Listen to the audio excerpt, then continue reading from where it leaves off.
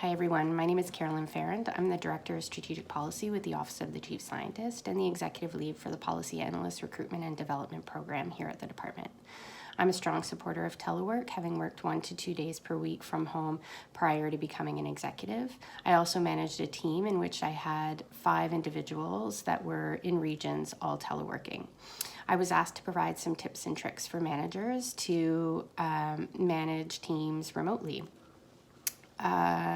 The baseline for me is not necessarily the activities that we put in place, but really the role that you and I play as managers. I believe the key is encouragement and connection, sharing information, innovation, celebrating successes, and most importantly, trust. Together, these make remote work successful. I would also add that as a manager, one of my responsibilities, particularly for those working full-time from home, is to be the voice of the employees and to make sure that their needs are met. This has been true for me, especially during periods of uncertainty like COVID, for example. I am also always learning about how to manage remote work, learning from the team, trying new things, readjusting, and asking them so many questions.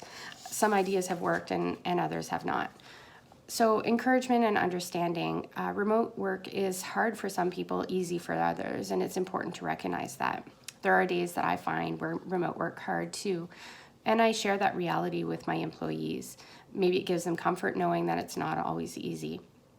I've had working from home with kids where kids are interrupting and I lose my patience in a conference call where I'm not muted, or my son shows up with no pants on during the middle of a meeting. At first you're embarrassed, but you realize you're not the only one very quickly. There are other times where being at home, my kids will come in and they'll show everybody their artwork or engage in conversation, and I see how it brings a smile to the team's face. So there are good moments and there are tough moments, and that's okay. In the early days of remote work, I do encourage my team to have a conversation without management or executives to discuss how remote work is going and whether there's things that management could do to better support them in their remote work environment. I did ask for suggestions if there were difficulties or challenges, and then I really tried my best to implement those or at least find answers to some of the questions that they had. I check in with the team often to see how they're doing, and I'm genuinely interested in making sure that they are okay, both from a mental and physical health perspective. We're all human, and it's important for me to show them that I care and that we're all in this together.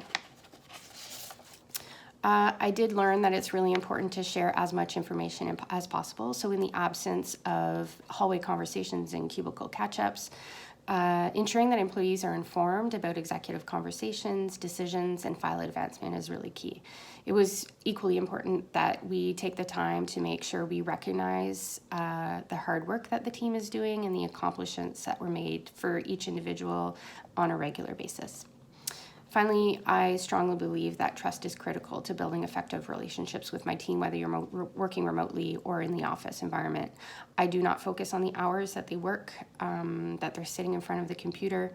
I do not check on them multiple times per day to make sure that they're doing what they said they would do.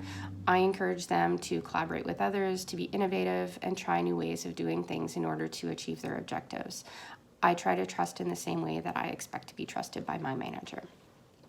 I think I've just explained some of the key factors that I think help people stay connected and engaged when working from home.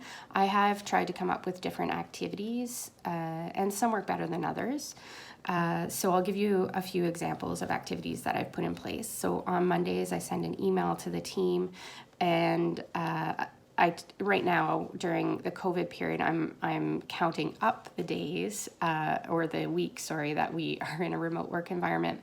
But when I have teams working remotely, it's more about sharing stories, what I'm looking forward to in the week coming ahead, and then I provide a motivational quote or a fun fact or a funny news story.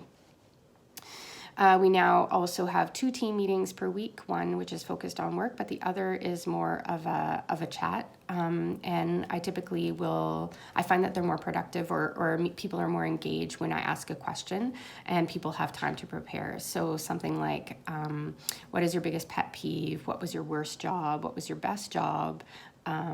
What is your pastime? What is tell us a travel story. And I've learned a lot about each of the team members that way. I also started a photo challenge on Teams, and I asked the team to take pictures of different things every week. So we do what is keeping you sane. We did a guessing challenge, and lastly, people shared photos of the books that they're reading. We do use various tools for communication like Slack, WhatsApp, and Teams. I would say overall that Teams has been most successful for us, but it's different for everyone. I'm also trying to reach out to the team members, particularly those that I don't talk to on a regular basis, one-on-one.